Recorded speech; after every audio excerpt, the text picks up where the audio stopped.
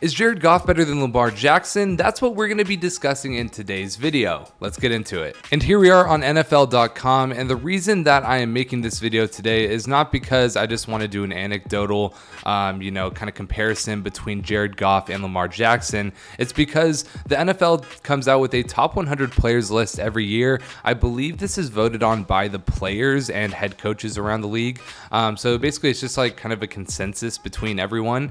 I think they all just rate the top 100, and then whoever gets the most votes, blah, blah, blah, goes at the right places. So this is kind of a consensus thing. And I noticed, and a lot of other people also on Twitter noticed, that Lamar Jackson is sitting at number 72.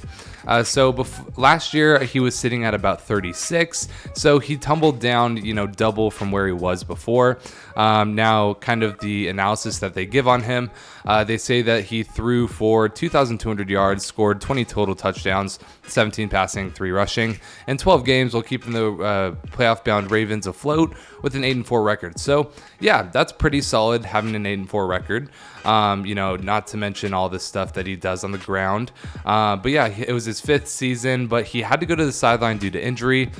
This is the 2nd year in a row where he's only played 12 games in our 17 game season. But Baltimore did end up investing in Jackson months later with a 5-year, $260 million contract that includes $185 million guaranteed. That's a massive contract. The former MVP enters a big 2023 season. And yeah, now he's compensated like he should be, like a lot of people are saying.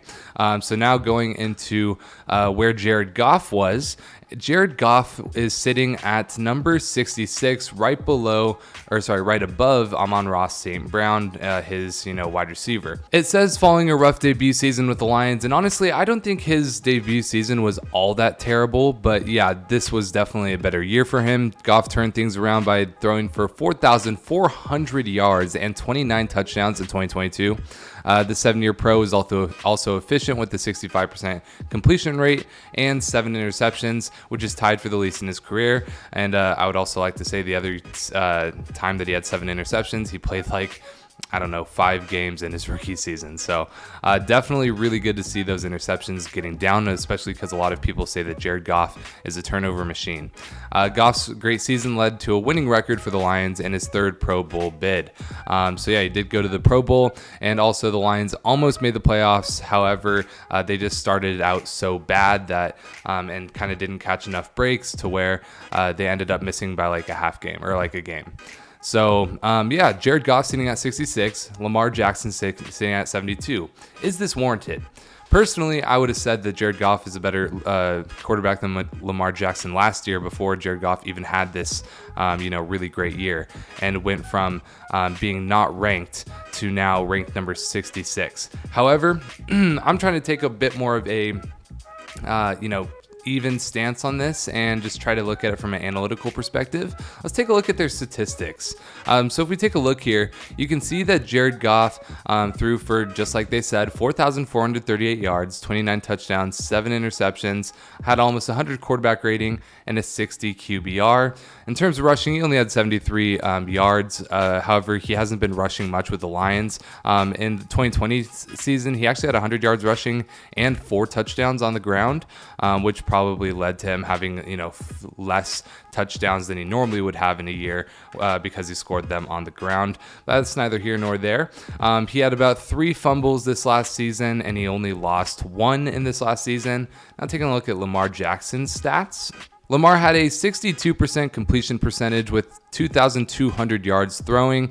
He had 17 touchdowns, which is not a lot. However, he only did play 12 games. And he had 7 interceptions, which is the same amount as Jared Goff had, despite playing 5 less games than Jared Goff did. He had a rating of 91, which is 9 less than Jared Goff, as well as a QBR of 59, which is just 1 less than Jared Goff as well. However, he makes it up, a lot of his shortcomings here with his rushing. He did have 764 yards, which is, running back numbers almost. However, he only had 3 touchdowns rushing this year. In 2019 and 2020, he did have 7, and those were more of his MVP years. However, he has taken a bit of a step back in terms of how many touchdowns he's scoring. However, he is still rushing the ball at a very effective rate. So what the real question is here is, does the rushing that Lamar Jackson puts up make up for the fact that he has a lower statistical category in pretty much everything?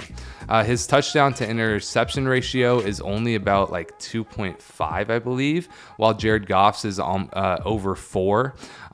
His completion percentage is better. He's throwing for a ton more yards. However, if you combine Lamar Jackson's yardage, I believe you get about 3,000. Jared Goff is throwing for 4,400 yards.